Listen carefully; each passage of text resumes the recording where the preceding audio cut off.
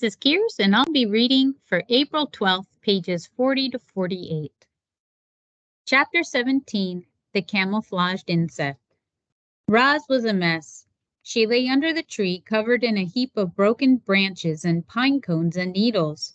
She still hadn't removed the sticky resin from her body. And then there were the bird droppings.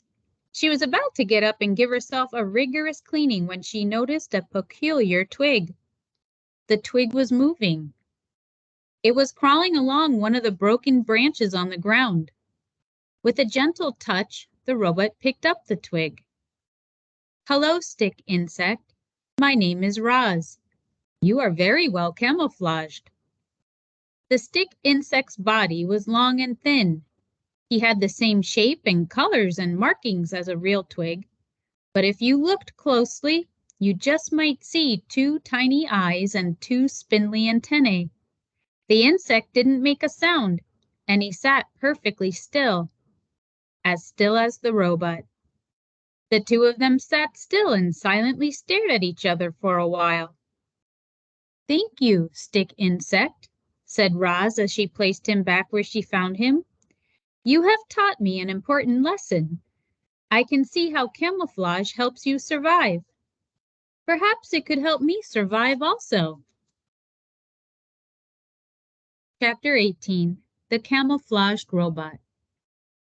As you know, reader, Roz had always liked to keep herself as clean as possible, but her desire to stay alive was stronger than her desire to stay clean, and our robot decided it was time she got dirty. Roz was going to camouflage herself. She'd gotten the idea from the stick insect, but Roz quickly realized that camouflaging herself as a twig was out of the question. No, the robot would have to blend into the landscape itself. She began by smearing handfuls of thick mud over her entire body. Then she plucked ferns and grasses from the ground and sank their roots into her muddy coating. She placed colorful flowers around her face to disguise her glowing eyes, and any bare patches were covered with tree leaves and strips of moss. Our robot now looked like a great tuft of plants walking through the forest. She waited for darkness, and then she padded to the center of a clearing, nestled herself between some rocks, and became part of the landscape. A few hours later, the sky was brightening. The fog was lifting, the nighttime animals were slinking home, and the daytime animals were beginning to stir. It was just an ordinary morning on the island. However, there was that new tuft of plants in that one forest clearing. Only the bees noticed the tuft. They buzzed around it, completely unaware that the robot was hidden beneath. And so Roz sat there, right in the open yet completely unseen, and observed the wilderness around her. She watched flowers slowly turn toward the sun. She listened to rodents crawl through the weeds. She smelled the moist, piney air. She felt worms wiggle against her muddy sides. A week later, the tuft of plants was gone, but there was a new clump of seaweed on the shore. A week after that, the clump of seaweed was gone, but there was a new bramble on the mountain. Then there was a new log on the riverbank, then a new rock in the forest. Chapter 19, The Observations. Clouds scudded through the sky.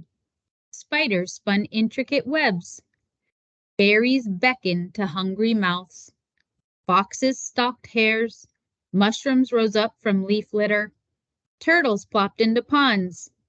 Moss spread across tree roots. Vultures hunched over carcasses. Ocean waves beat against the coastline. Tadpoles became frogs. Caterpillars became butterflies. A camouflaged robot observed it all. Chapter 20, The Language of the Animals. It started with the birds. They had always been skittish when the robot was near. They would stare and screech and then scatter. But now that Roz was camouflaged, she could secretly observe their normal behavior right up close. Roz noticed chickadees fluttering through the same flowers and singing the same song every morning. She noticed a lark who swooped down to the same rock and sang the same song every afternoon.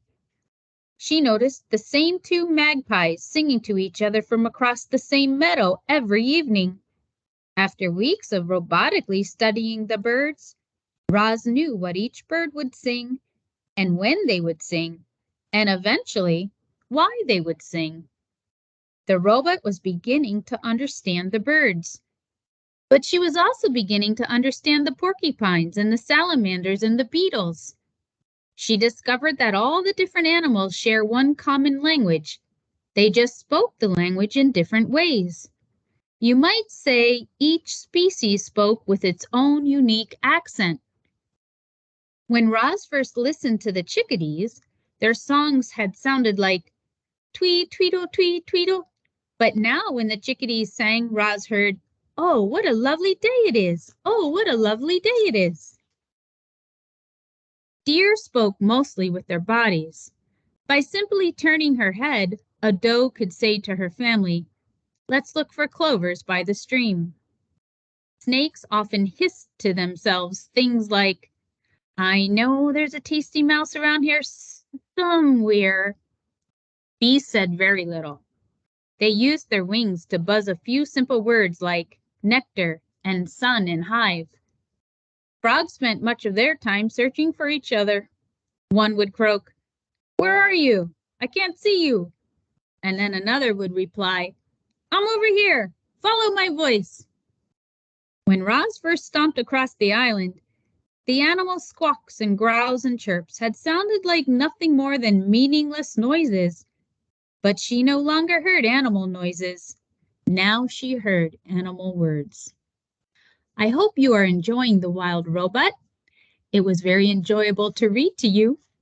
I hope that you will finish the book and know there is a second and even third book coming out.